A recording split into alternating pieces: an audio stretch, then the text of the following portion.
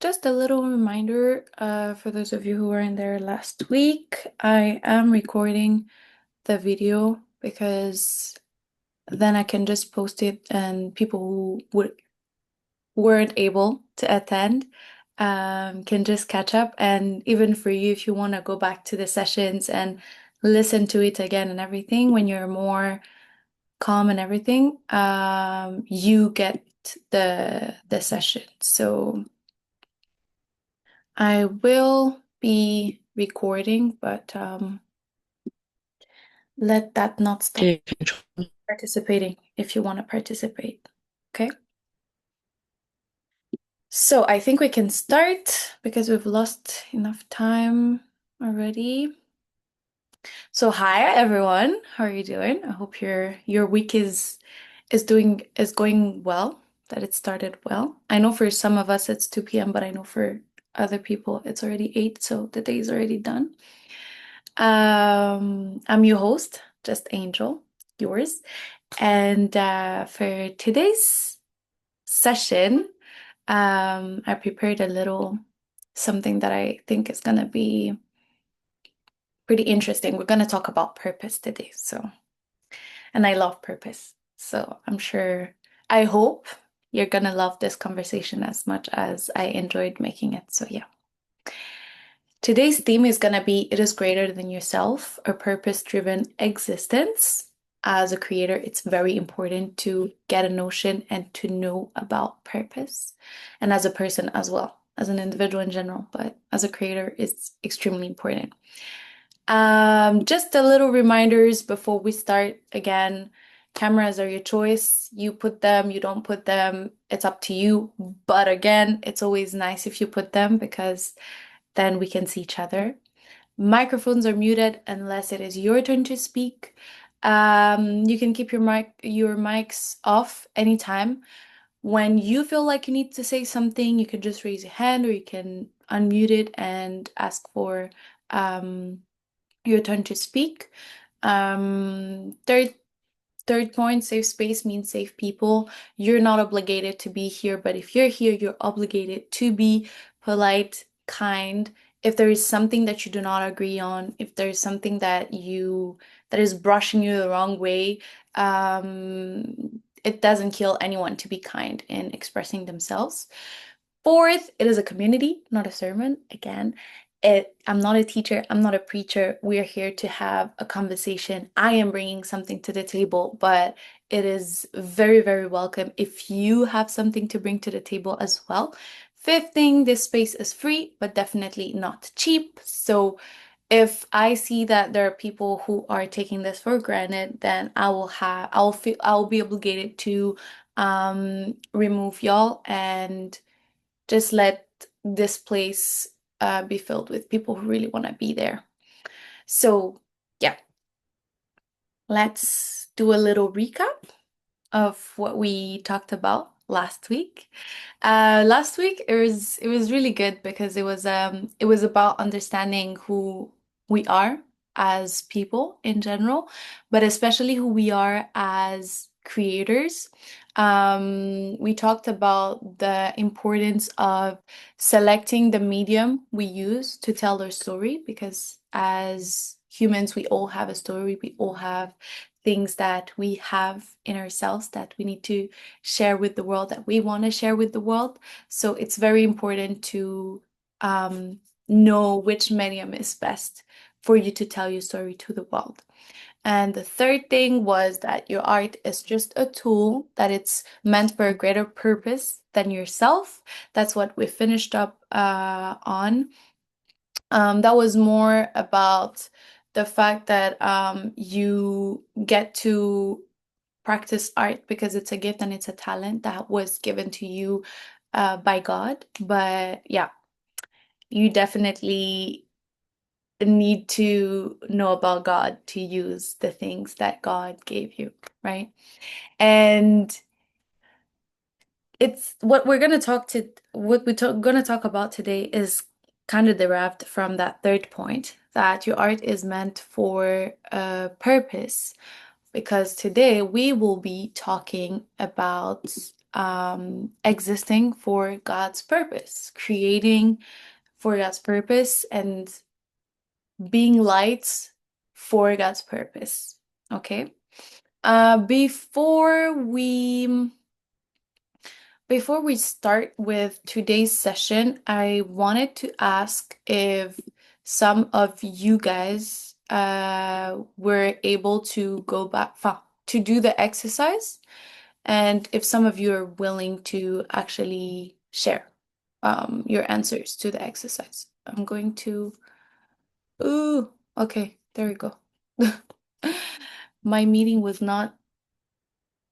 refusing to come. But anyways, yeah.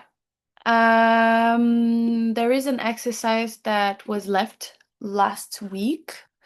For those of you who weren't there last week, if some of you were not there last week, if some of you were not able to do the exercise, is totally fine. But it would be really nice if you could maybe some of you share the people who were there last week. If one of you wants to share their answers. Yes, no, no, yes, yes, no. No one wants to volunteer. Last week I had a very, very courageous young man that accepted to that volunteered and did the exercise. Nobody's courageous today. I did receive some of your answers via email, and the people who shared their exercises via email, like I was thinking about asking if I could share some uh like a glimpse of their answers, but I feel like if you share that via email and not here, that means that you must want to keep it there. So I will not share your answers. Um, so that's that.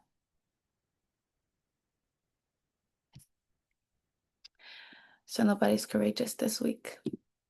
Shalom. Shalom Dakona, shalom. Voilà quoi d'exercice, Ange. Hmm? Lydie, je vais même pas demander. Shalom. Did you do my exercise? Okay, anyways, let's not waste time since no one. Comment? Oh yeah, Lydie Lekawe, j'ai vu ton message sur Oh, Instagram. yeah, shalom. Hein? Ingelagat. Hanjemo miteni pesante. Lydie, Oya tu as fait manga, ton shalom exercice? yaravuze ngo reka. English or French. Oh my lord, yeah. Did you do my assignment? Yeah, so last time, yes. Muga, I don't want to be the first one to speak. They can Go ahead. ababinoze tangun. Oh, Jerry. Takarutse, takarutse. Anyways, okay, guys. Next week, Lydie, you share your exercise. This week, Yeah, we'll come prepared. let's just go on with our sessions. So, for today's session, I got I was doing my devotionals and I got inspired by I don't know if you guys know it. It's called the Purpose Driven Life by Rick Warren, and it's a book that it's a 40 days devotional, but since there are not only 40 days in a year, I've been going back and back. Like I do the 40 days and then I finish it and I go back to day one and everything. So last time I was doing my devotional and I based this whole session on um the first and the second chapter, I think, of his book. So yeah, I am going to read you the verse that I noted that I want us to focus on these session.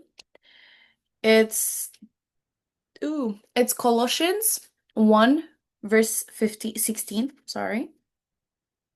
Colossians 1, verse 16. It says, for by him all things were created and in heaven and on earth, things visible and invisible, whether thrones or dominions or rulers or authority. All things were created and exist through him, that is by his activity and for him.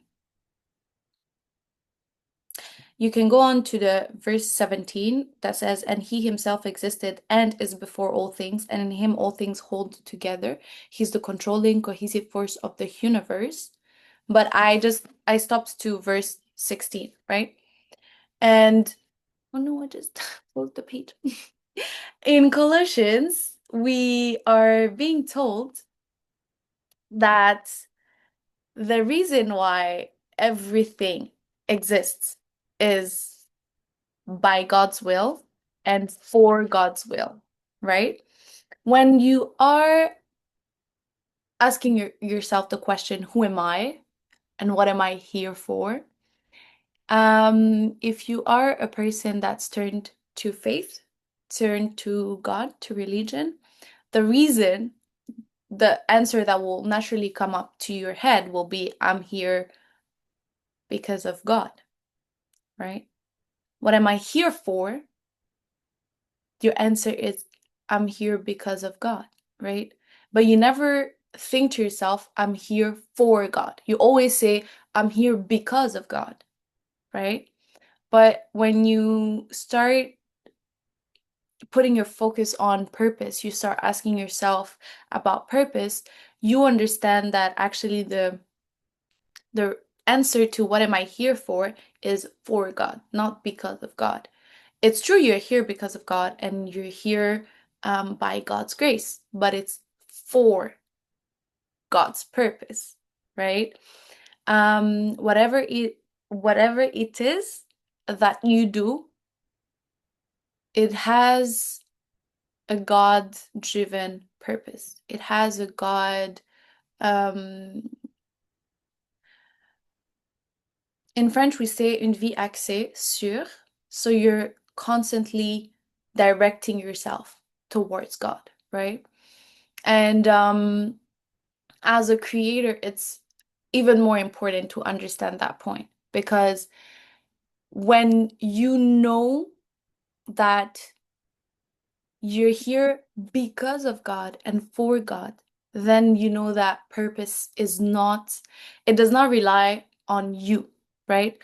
What we mean by that is that you when you are someone that's a creative, when you are someone that is pouring out, it's very important to understand that your art cannot not have a purpose, right?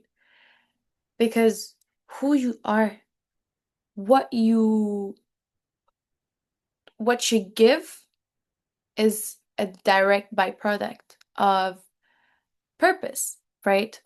And purpose starts with God. Your success, your career, it's very different from your purpose, right? And that's why here in the here I said being successful in what we do is different from our life's purpose. Because if, for example, you take someone that has been gifted with the talent of singing, someone who sings for God, right? That person, his gift, his talent for the purpose of God, for the kingdom of God, is maybe to serve in church and to sing in the house of the Lord, right?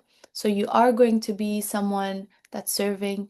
You are going to be someone that's teaching the other kids to sing better. Maybe you're teaching them to play an instrument. So you, for God's purpose, your gift and your talent is being used in the church. It could be in the church or it could be even outside of the church. Some people serve in like their communities, in communitarian centers. I think that's how you call them in English. Some people do volunteering. So that's when you are working according to purpose. It's you're using your gift to give back something, something God has given you, you're multiplying it. You're helping other people. That can be different. For example, you could be doing that and be an accountant for life, like as a day-to-day basis career. You could be into, I don't know, maybe you work in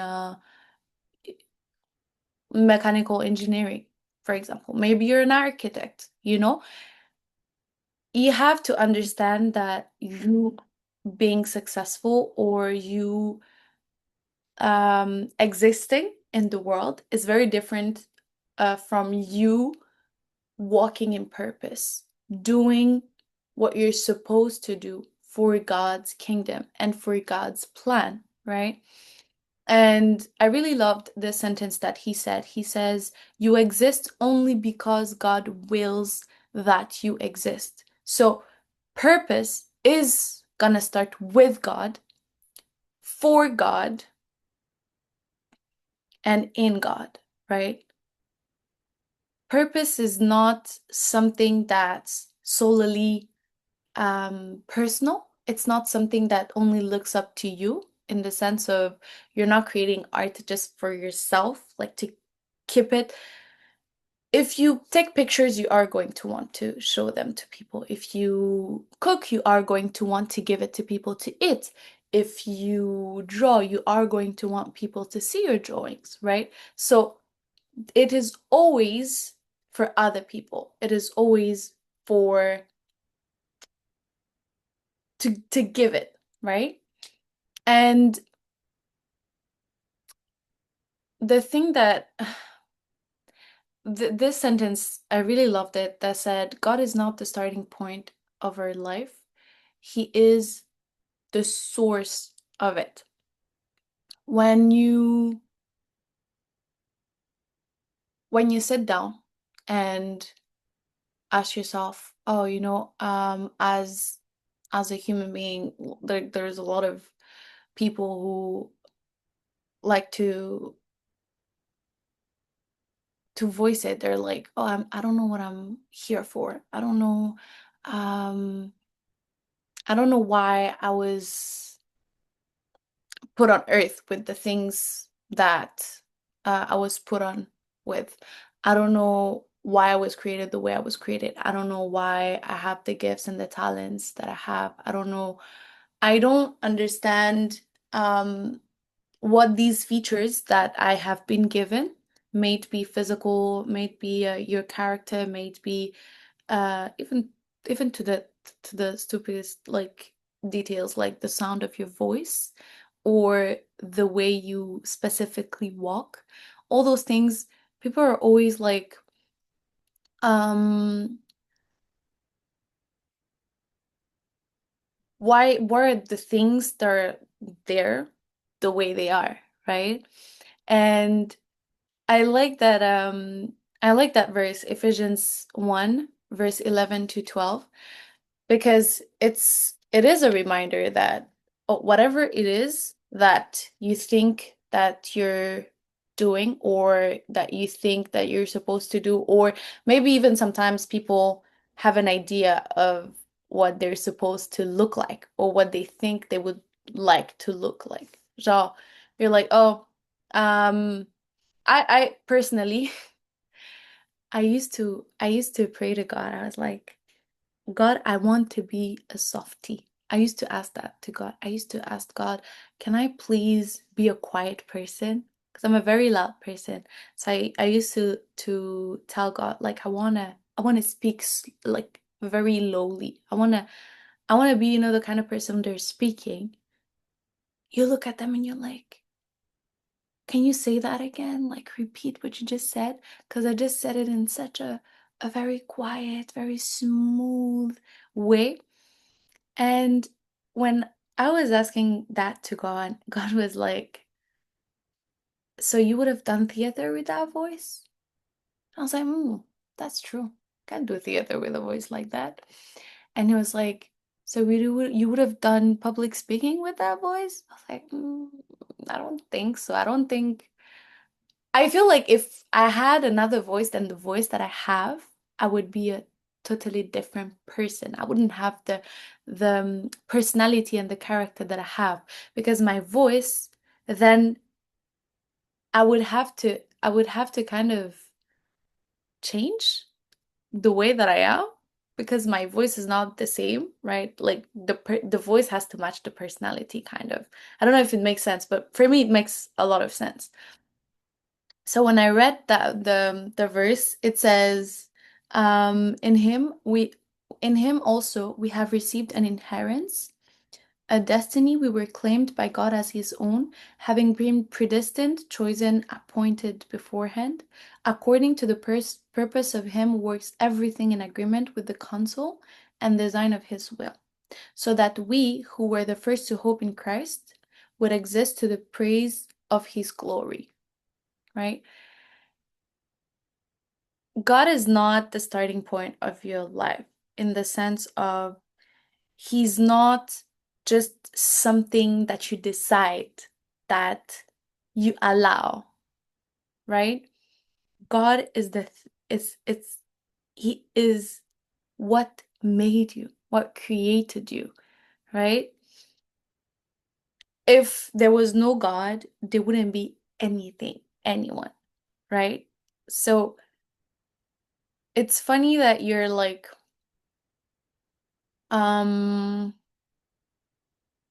think for purpose, what I would always get wrong when I started like studying about it, it was like, oh, I kind of have an idea of where I want to go, what I want to do, and what I want to do with my gifts, my talents, and where it would lead me. And when I started this journey, God was like, so wait, so you've decided and now you're coming to tell me make it happen? That's not how it works, right? Everything that I have given you or everything that I have put inside of you are things that I placed very strategically because there is a purpose behind it. Do you understand that your life is supposed to be purposeful? Do you understand what it means, what it takes for you to walk in purpose and not always try to figure out what's supposed to happen next, and then you just come to me and you're like, so I figured this out. Can you please make it happen now? God was like, that's not how I work. That's not how it works, and that's not how we're gonna do. As creators, I feel like the journey of creation is the same in the sense of you have to be very conscious of purpose to create with intentionality and purpose because you know that whatever product that's gonna come out, it will have a weight because it has a purpose.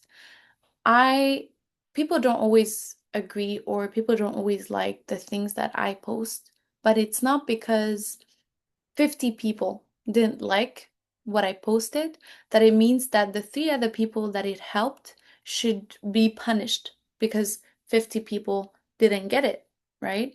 And because I make the content with purpose, in my mind, I'm like, I know and I believe that this thing has a purpose for someone.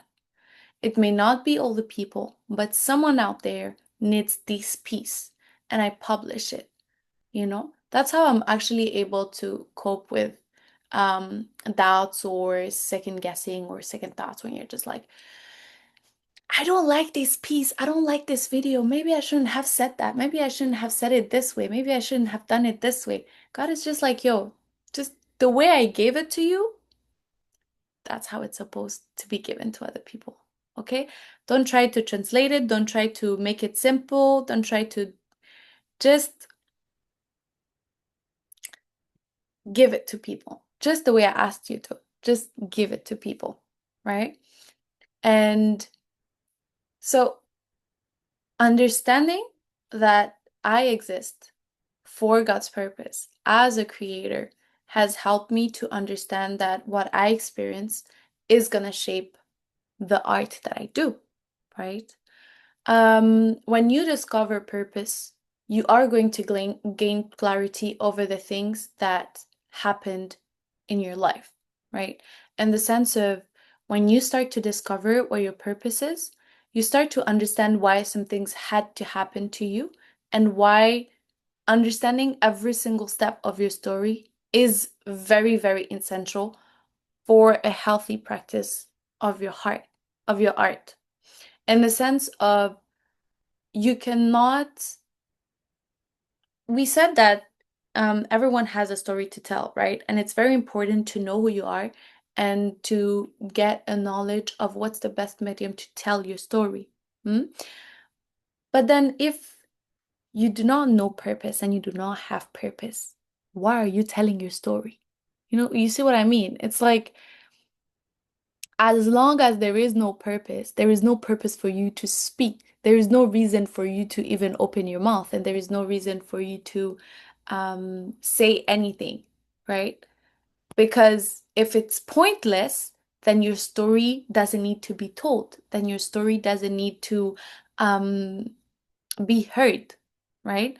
So once you understand that, you get to the third point, which is without purpose, life is motion without meaning, activity without directions, and events without reasons.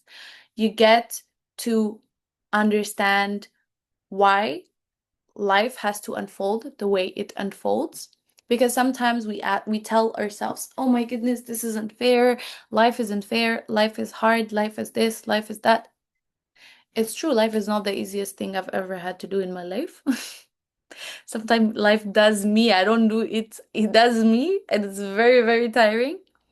But when you know there is a purpose behind every experience, when you know there is a purpose behind every pain, every single struggle, then you it gives it meaning, right? It gives it direction. It it gives you a reason to keep going. It gives you a reason to keep existing and to keep creating, right? I was recently watching a video about the story of Francis Ngannou. Francis Ngannou is he's how is it called? An MMA fighter. Because again, he did MMA, but then at the same time he did box. So I think I can call him an MMA fighter. And the guy, UFC, okay, thank you. Not UFC though, because he left UFC. That's the thing.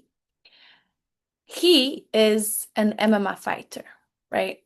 And this guy, when you listen to his story, I'll let you go and look him up. I'm going to write in the chat his name.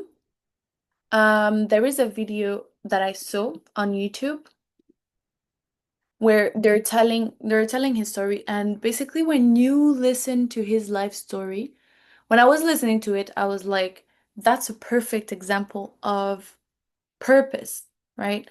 Because this guy was living in he's Senegalese, I think. Yeah, he is Senegalese. When he was a kid, when he was small, he had to work to pay for to to make for a living for his family. They were from a very poor background, and he had to work a lot since he was like 14. And this guy, he was working like in West Africa, they work in mines. Like kids go to dig and work in mines.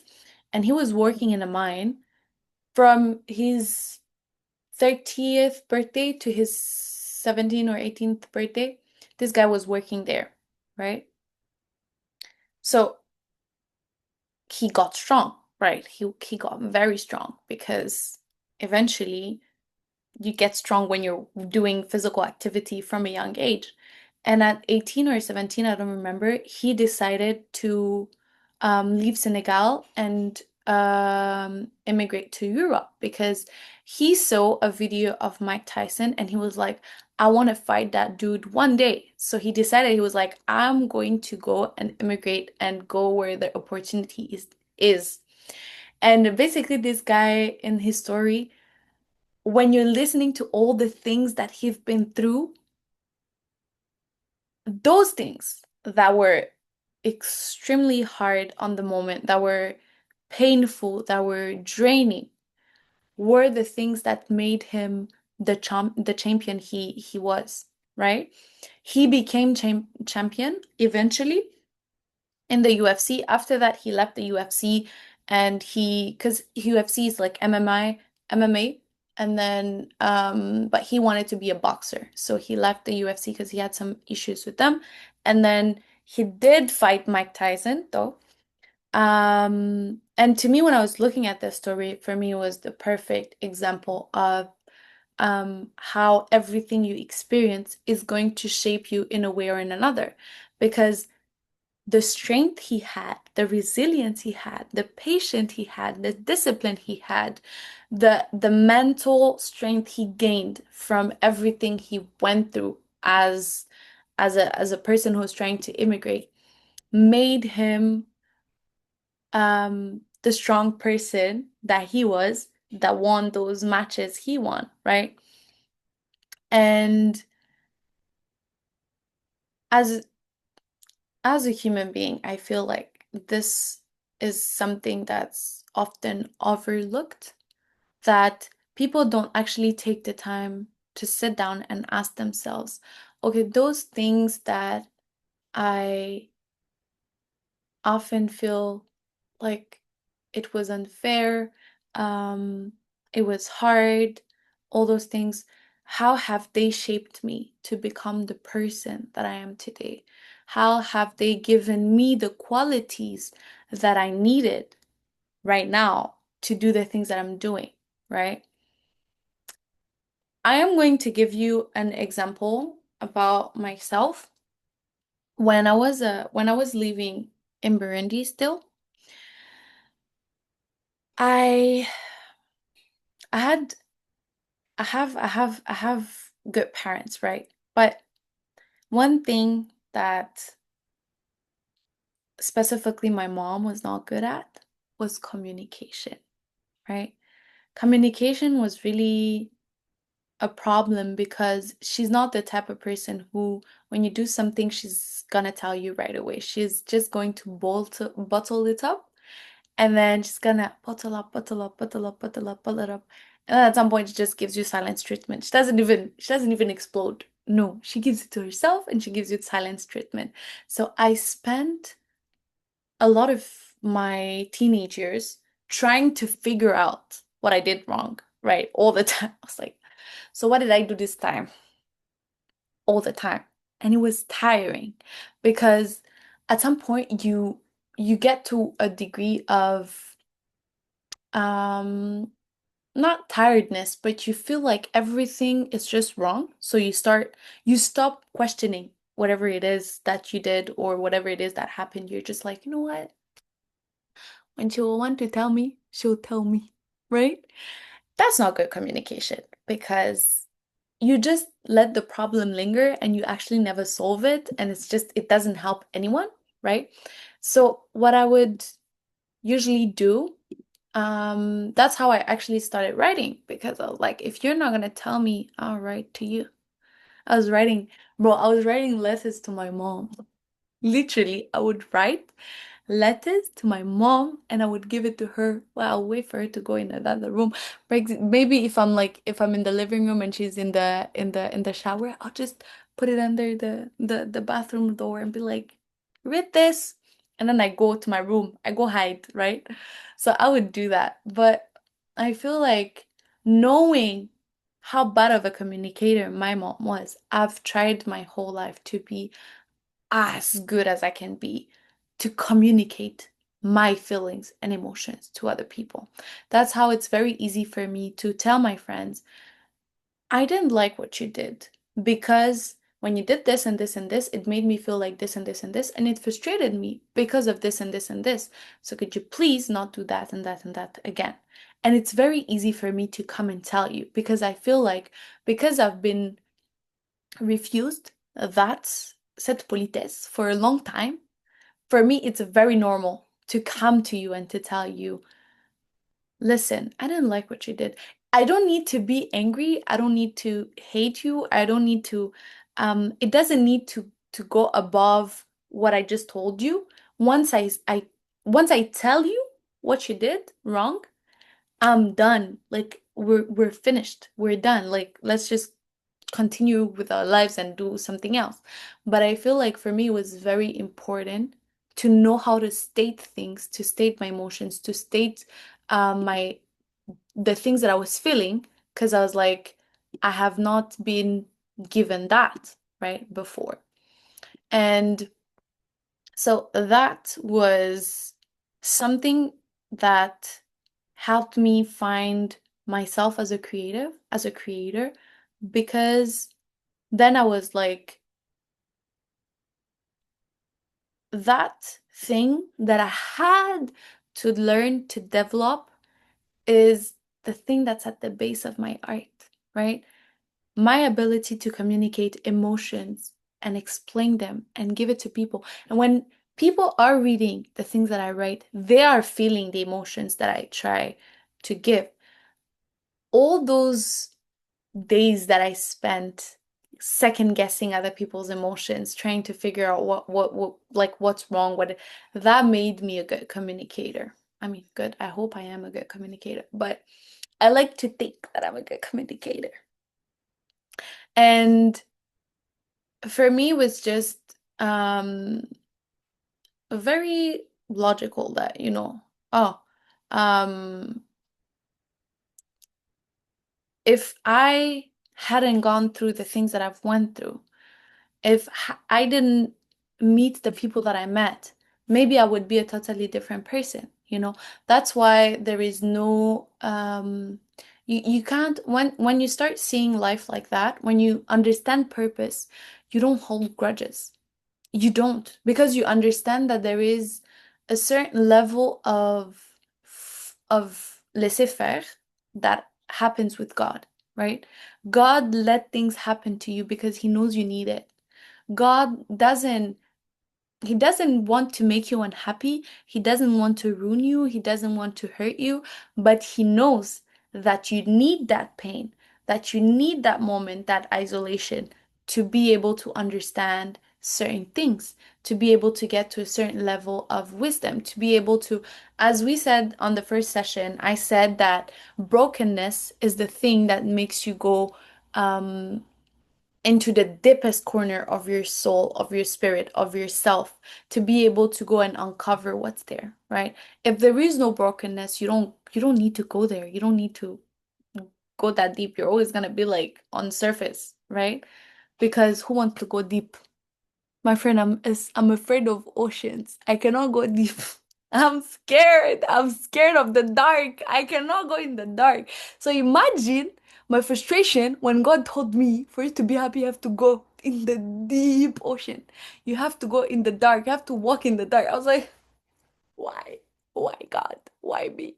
Right?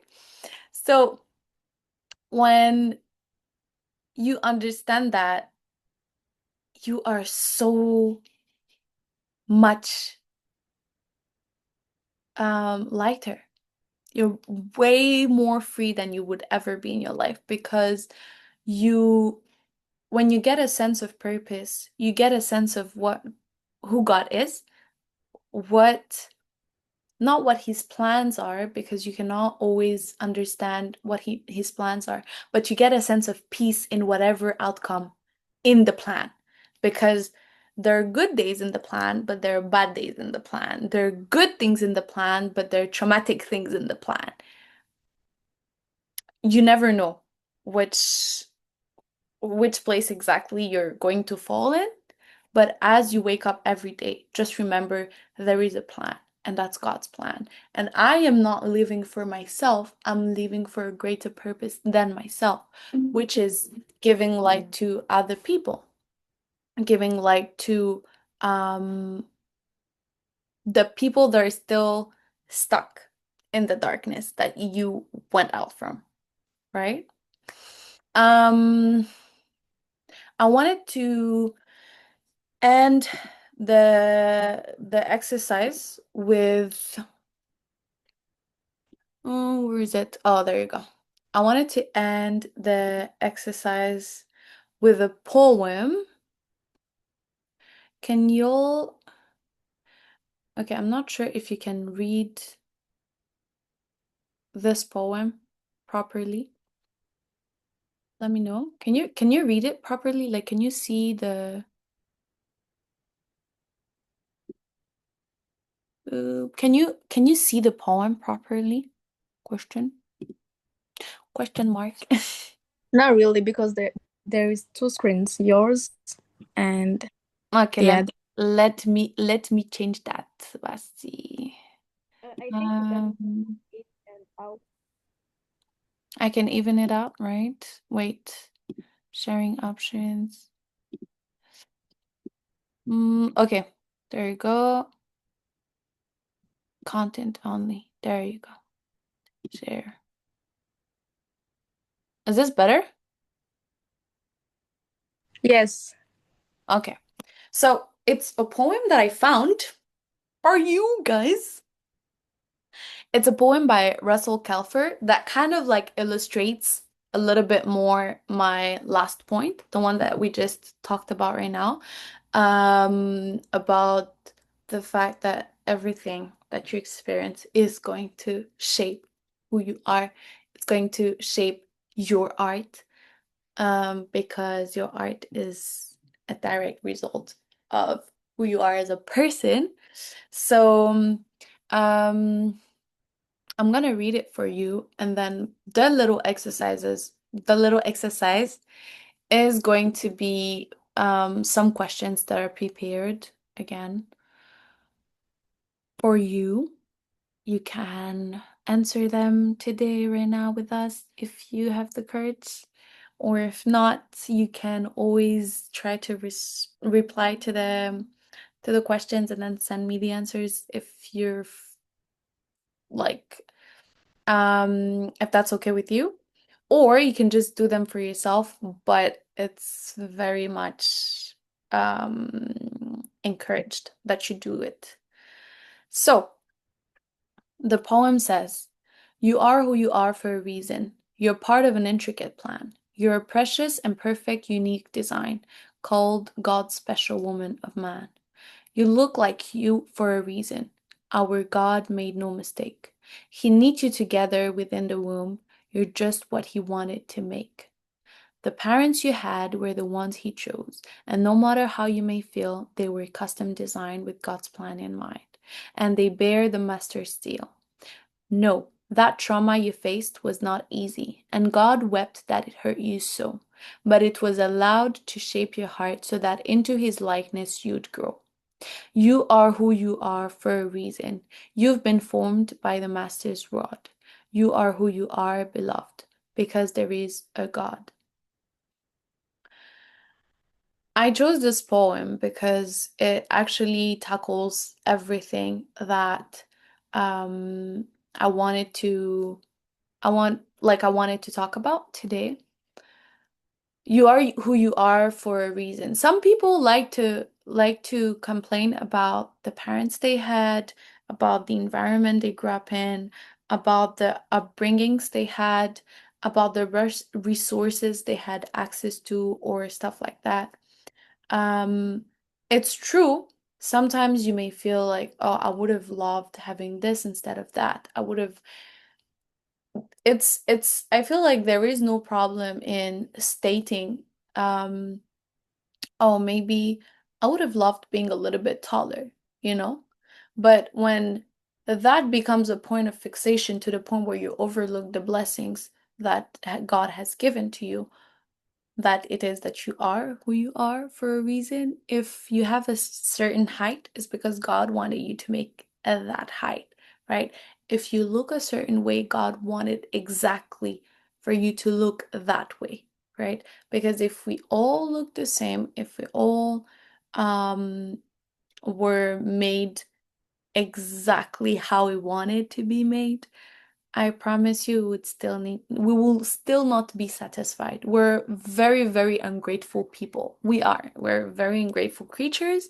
We're always changing our minds. So a few years ago, the being very, very slim, very thin was the top of beauty. People were like, oh, if you're thin, then you're beautiful. And then came thick girls and thick women and stuff like that, and people were like, oh, I want to be thick, and then they started doing injections, Botox, starting to doing surgery and everything, and now they've went back to, oh, the lesser the better. If you're like too thick, it's not nice again, stuff like that and stuff like that. That's just to illustrate to you how much change there is in the human mind, how much change there is in and superficiality as well in the things that we think we want, in the things that we think we need in life.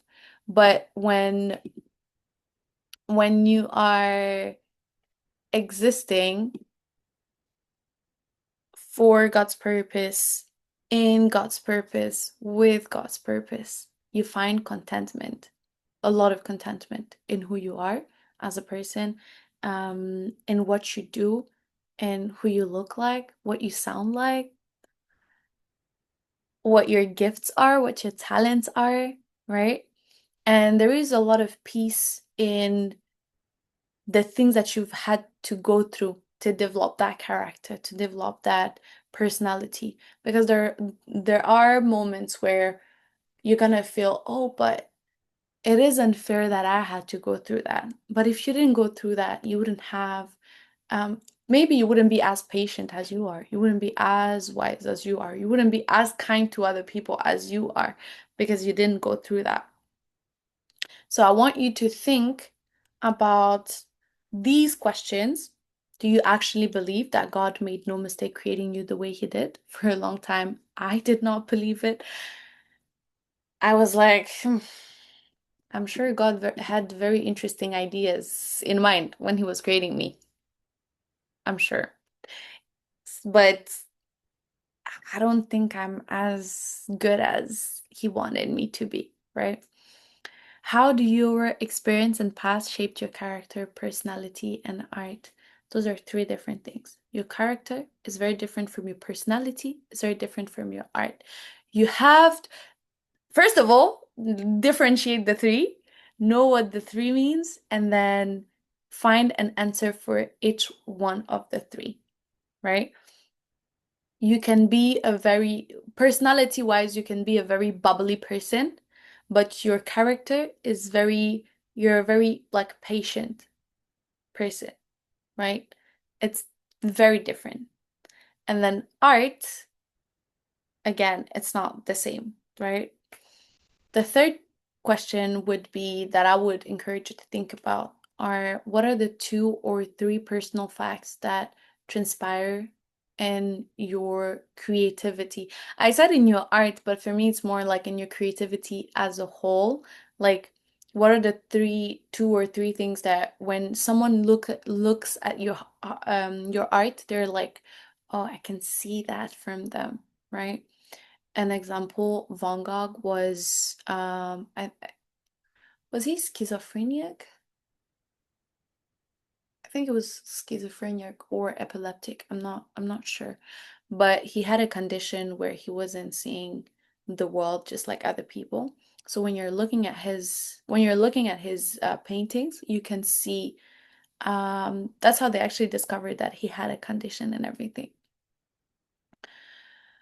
For what are you here for from God's perspective? Not what you think that you're here for, but when you are alone with God, what does God tell you that you're here for? What is God's word? What is God's rema over your life? What is God's rema over your destiny? What is God's rema over your purpose, right? As a human being.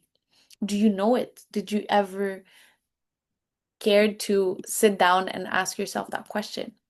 And then the fifth point would be, do you see in which ways your art serves a greater purpose than your very own person? Translated in another way, in which way are you an enlightener?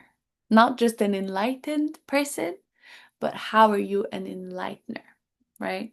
In which ways do you um, see that whatever you do, whatever you give, whatever you put out there is for the sole purpose of other people's good, right? Just like God. Like, what are things that you're like, this I'm doing it out of it's I'm not doing it from me. It's God that's doing it through me, right? Yeah.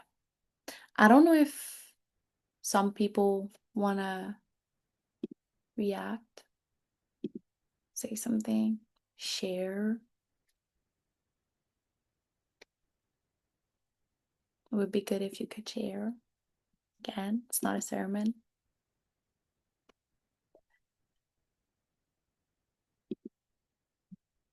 No. Um, I can Hmm. try to answer some questions. Go ahead. Uh, for the first one, like I remember when I was young, like very little, 5 or 6. Be- like because I don't resemble to my siblings, I'm more dark than them. So people will come to our house and be like, "Oh, your children are so beautiful. So who is this? Is it a guest?" And then I'll be like, "Oh, I wish I could look like maybe like them." But now that the more I will grow up, I will see like, "Oh, I'm beautiful, thank God." And also I'll be like, I don't know. In my character, people will say that I'm too kind, and like most of the time I would think, God, is this like it's a normal thing that I love people who are like very confident, people who can be loud. You see, like you were telling, you hated being loud, and I was like, oh God, I wish I was loud also. I wish I could like stand up for myself and speak. But even my softness, the more I grew up, the more God made me love my softness and my kindness. Even if I was feeling like it is too much, maybe I should like lower it up or something. So now I don't know what to say, but it's like I learned to appreciate how God made me, and the more I will look to myself with the Bible, like with the Word of God in God's eyes, I will love myself more.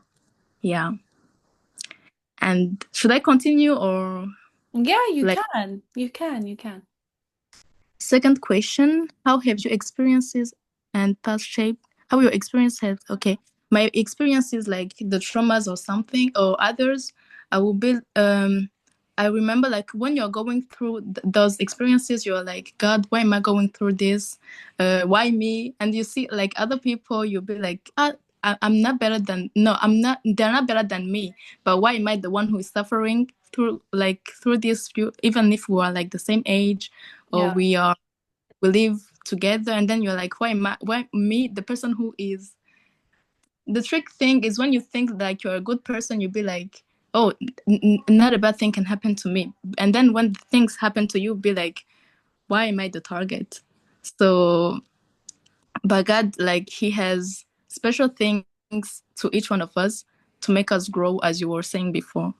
So, yeah, I know that if I didn't go through some experiences in my life, I wouldn't be the person I am now. I'm still growing and I'm still going through other experiences, but I know, even if it's hard sometimes, I know that after the hardship, I know that after I will be more mature and more strong, if like more strong in inwardly, if I can say.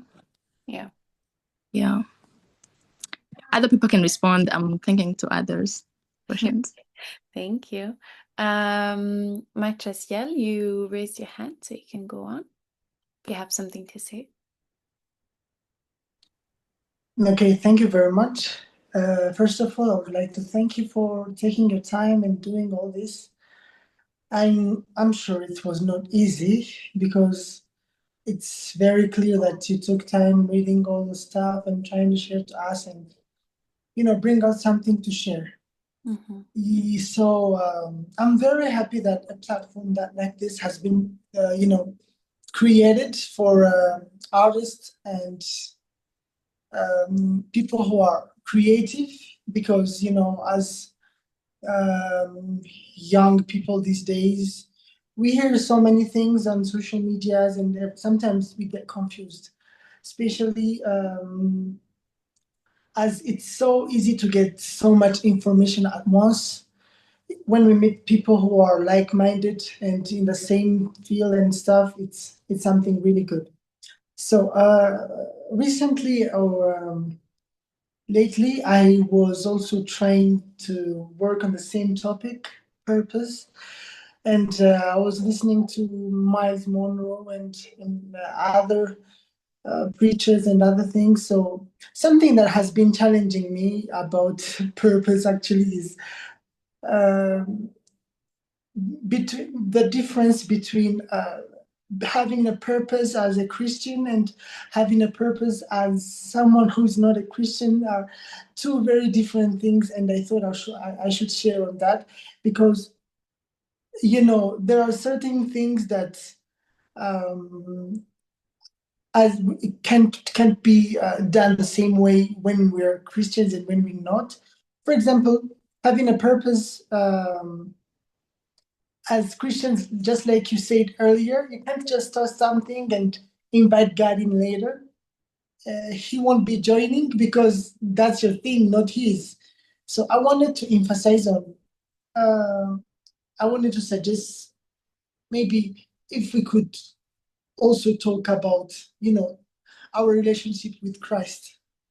How much have we surrendered to Christ? Because I know this is something challenging, and many of us would not like to hear it about surrendering everything, because unless we do that, then our purpose, most of the time, even I don't know if I've seen in the Bible that God doesn't want to see anything that has anything to do with our own self intentions and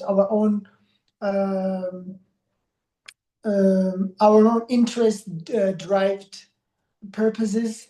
So I believe that to know our own purpose first, we have to know, we have to have a good relationship with Christ, and then surrender everything. Surrendering everything means also surrendering ourselves, which has been the hardest thing for me lately. I'm trying to fight it, and I'm like, oh no, I shouldn't leave this. And the Holy Spirit's like, no, no, Mark, you're so prideful, and get me. And I'm like, oh, please don't show me that as well. Don't show me that, because I have to leave many things, and I'm struggling, and I'm being challenged. But I can't help but be honest to myself. If not, I'll keep turning around. So I thought I should share about before starting to look for purpose. Let's try to see how much we have surrendered our life to Christ. Only and only then God can be in our life. God doesn't take half. God doesn't take one quarter. God doesn't take 90%. God doesn't take 99. That's the scariest person. The scariest thing, even for me as I'm speaking. I'm not perfect. I'm struggling so much to surrender my all, but by the grace of God, I'll be able to do it. So that's what I wanted to say. And about the questions, the first question, I actually believe that God made no mistake creating me the way He did. I've never had questions on that, because, well, when I was a kid, I used to, but I think it was because I was a kid. And the second one, if I have any experiences or that shaped my character, yes, my mistakes. I've made so many mistakes. Even I'm 23 years old, but even at 23, I have made many mistakes, especially from not listening my dad. When and it's like fortunately, there were not fatal mistakes or mistakes that will bear very many consequences, but I have learned so much from my past experience, and um, the one thing I learned is that listening is, the best thing than talking. So the third one, um, what are 2 or 3 personal facts that transpire in my art? Okay, actually, about my art, uh, I'm a musician. I just finished my BA in jazz music, and I'm trying to. Thank you. I'm trying to. I think next year I'll be trying a new course that's called worship and music. So one of the things that I have been having trouble with is because I joined music not because I wanted primarily to serve God, but music and piano give me, a very deep emotion. I can literally, I don't know how to say, I can literally get cold from playing piano. It's like a very different feeling for me. And I don't know how I can relate that to, I serve in church, of course, and I've tried to create a purpose for myself by gathering different children from other churches and teaching them music and trying to, to give back to the community. But something kept telling me that that's not the way. That's not the way. I don't know why I kept feeling that. I kept feeling like it's something I did for myself. It's that something I felt like I should search, I should pass more time, reading the Bible and asking God what really He wants me to do, instead of just coming up with something and gathering random people and teaching them music and telling them to go and serve, uh, you know. And what am I here for from God's perspective? After a long time asking God that question, because fortunately I grew. I really thank God for that. I grew in a Christian family, and my dad and my mom were very serious with God and have been hearing the word of God. And I contacted Christ myself when I was a kid. So, fortunately, I started looking for those things when I was younger. So it helped me, ask God more questions at an early age. So I came to know that I came to have a little hint of what God wants me to do, and that's what I'm working on. And it's kind of private, so I don't think I can say it out loud here. On the fifth question, do you see in which ways my art serves a greater purpose than my very own person? This question is quite confusing for me. I didn't really get it. And I think I will just listen what others will have to say, and maybe I'll have a clear clue on what that is. Thank you very much, Marlene. Thank you, Mac, for your participation and from everything you said. Just to clarify for the fourth questions, when I say what are you here for, I mean what are you here on Earth, not here in the workshop in general. Just to clarify. Um, and for the fifth question, it's do you see in which ways your art serves a greater purpose than your very own person? It means I'm gonna give you an examples. Like I started to write because I needed to write. It was for me. It was just for me. My journaling, everything. I was doing it for me because I needed to heal from some things, and writing was as like specifically to heal myself. And then when I grew more in my faith and I started to like learn more about purpose, then I shifted from writing for me to heal me to writing for other people. That's how Dear Someone came along. That's how Dear Someone was born. And that's how Just Angel took life because Just Angel is not just for me. Just Angel is for everyone that needs to heal and that can find healing in the things that God has put in my heart and in my head and that I'm able to write. So that's like kind of like the answer I would give for the fifth question. Okay, I hope it's a little bit more clearer. But thank you so much. Your answers, both of you guys, were really good. Thank you for accepting to participate. I don't know if there is anyone that wants to go on and say something.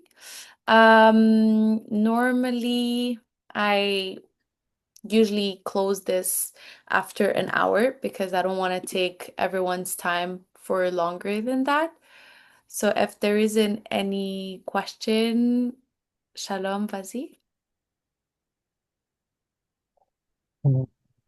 Okay. Oh, someone was going to talk. Is that okay? You can, okay. Yeah, hi Hello. everyone. Hi Isaac here. It's happy talking to you guys. A Ugandan here. Uh, so purpose, purpose is really an interesting thing, and I believe some of us we are lucky that we actually get to talk and get time to think about our purpose and all that, trying to ask God. There are people that actually live throughout their entire lives and they never get to find out their purpose, why they were created or something. But for 28 years, for my life, those questions have been here. They've been around. Like, yo, you wake up every day, like, man, what am I supposed to do with my life? Yes, I'm working, but at the end of the day, you don't feel the fulfillment in whatever you do. Maybe you don't feel happy about certain things. Yes, there's a question of trauma in the background, in the history of this happened to me. Maybe it was supposed to happen the way it meant. But at the end of the day, God and the Bible tells us, like, these questions, remember that for every question that you have in your life, you have the Bible. So if you keep reading the Bible, if you keep in the Bible, if you look for the word, if you read the word, there will always be a message for you. There will always be a message for you. And the more you actually read the word, besides uh people getting involved in church, you get to realize that God wants us to serve. And how are we serving God? Yes, there are people that serve in church, there are people that serve, that preach to others, but there are also people that actually you wake up today, you move around and you find a stranger and you say hello to them.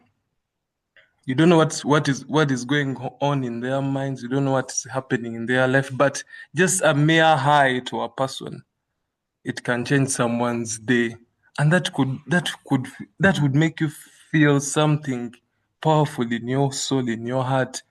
And to me, I feel like that is purpose being served, like having the power and having the energy to change someone's mood, like out of nowhere. That could be purpose filled. Serving, like there are so many things you can do, but as long as everything is to make someone feel better, that could be purpose. Yes, we it could be through creativity. I do some bit of content creation, a YouTube channel, try to inspire people biblically, emotionally, in some kind of a way. Doing that, you feel after doing it, and you mostly the target is not, like she was saying, the target is not having so many people receiving this message. It is always that one person. It is about that one person that actually receives the message and they feel it and they feel a change in their heart, in their soul, and they feel contented and all their demons and whatever is disturbing them, it is settled at that moment. I feel like that is fulfilling, and That is all it takes. Like you don't need I don't know, yes, we pray about it, we fast about it, we speak to God, but God is always talking to us. And like my brother who was talking, and he was like, there was this something that was telling me. That is God telling you. That is the Holy Spirit talking to you in that moment. Like you don't need to think so much about these things. Like they are there. It is just for you to see them, to recognize that actually this is the Holy Spirit talking to me. This is God trying to tell me something. It is that easy. Like there's no magic. There's nothing because it is God and you know God works in mysterious ways. Like there's no magical potion that is going to come out of God. There's no AI that is going to help you figure this out. It is in you and it is simple. It because everything starts with you. Like you're looking for purpose, but you're behaving like a stranger. You're looking for purpose. You don't know what your purpose is, but I don't know, you're bad to other people. What is the whole essence of you looking for your purpose? It starts with you and it starts small. So that is what me as a person that has lived on this earth for maybe 28 years, that is what I'm starting to believe. These things are easy. God is always talking to us. It could be through the Bible. It was actually through her now because now I've been following her for maybe 2 years. Then there was this random video of hers that I saw. I was like, huh, this is nice. And I believe that's how most of us found her Instagram. And you watching her, it made you feel in a kind of a way, and you're like, ah, man, this person is good. I should actually follow them because whatever they have done has made me feel better. That was already enough. And you yourself, you can do it. A hello, a check on a friend, because that's how God wants us to live. That is the heaven that we think we shall be going to, a heaven of peace, of friendship, of love, of helping one another. And I feel like that is the whole purpose that you have to achieve, whichever way you're achieving it, as long as it's divine filled, it is by God. That is it. There's no magic, there's nothing. So yeah, that's what I think about. That is what I believe or I think about this purpose and all that. Thanks. Thank you very much, Isaac. Okay, I'm gonna just say something a little bit about what you just said, and then Shalom, you can say what you want, and then we can close because we're a little bit late today. So concerning what you said, I really like what you said about service because I feel like there's one thing my mom liked to tell me. It was like, the thing that people that go to church actually don't really get right is that when they choose to serve or when they choose to do something for someone else, it's often out of a feeling of obligation or out of a feeling of selfishness because you're serving at church for other people to see you, for other people to love you, like to love you, for other people to tell you how good of a Christian you are. And she was like, the reason why I think that some people that actually don't believe in God, because we were having a debate about believers and atheists, and she was like, the difference between a Christian and an atheist is that when an atheist does something out of love, it's really coming out of a place of love because they don't believe in a God that's gonna punish them.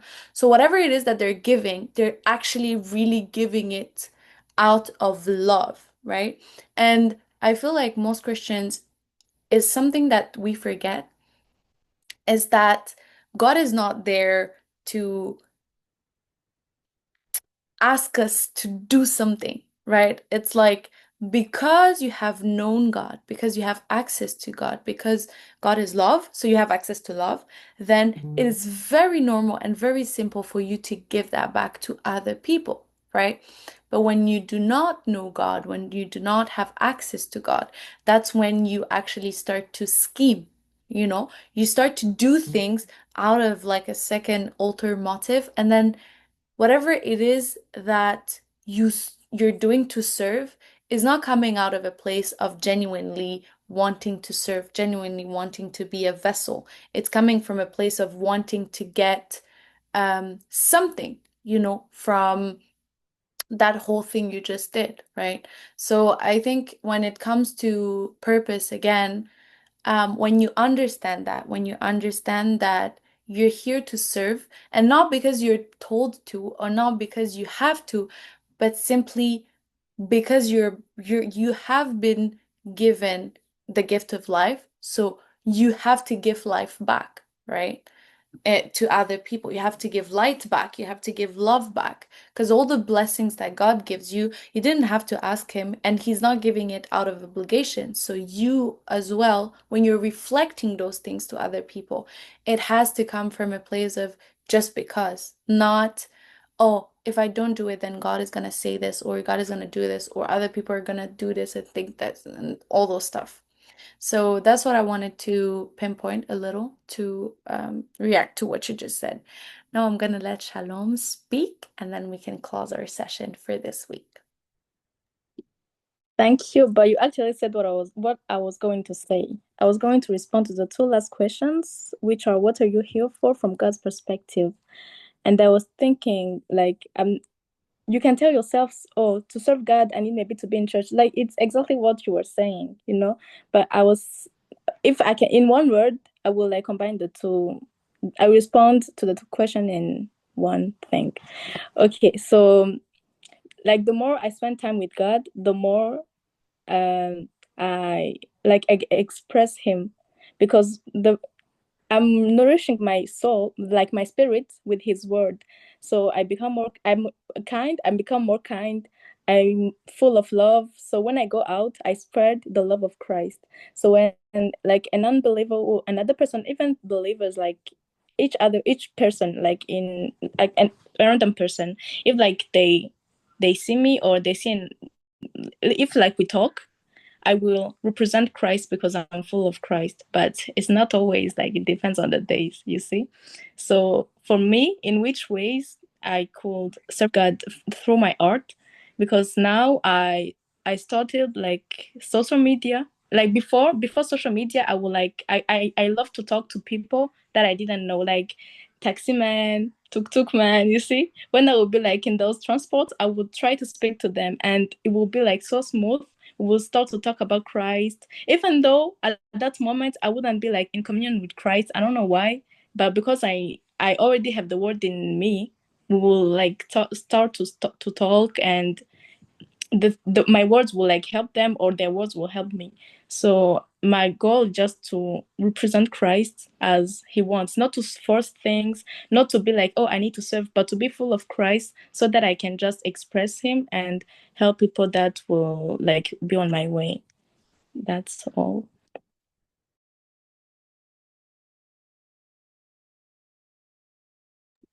All right, so I think we are done for this week. Thank you so much, Shalom. Thank you so much, thank you so much, Mac and Isaac, for accepting to participate, and for everyone else for attending. It's a blessing and a pleasure to see you guys take some time to be here as well. It's good that God has allowed me to create this, but it's also a blessing that He has allowed you guys to be here and attend, and I'm very grateful for that. Yeah, I'll ask you to, maybe for those of you who are still thinking about that, to keep that exercise for our next session. And we'll do a little, I'll leave a little bit of time next week for those of you who want to say something about this week's session or exercise before we start the next session. I hope you're going to have a very beautiful and blessed day. I'm seeing your messages in the chat. You're welcome. Thank you so much for attending. Have a blessed day. May God continue to shine His light on you, on your hearts, and on everything you do this week. And yeah, until I see you next week, guys, take care of yourselves, be blessed, and yeah, I shall see you next week. Bye.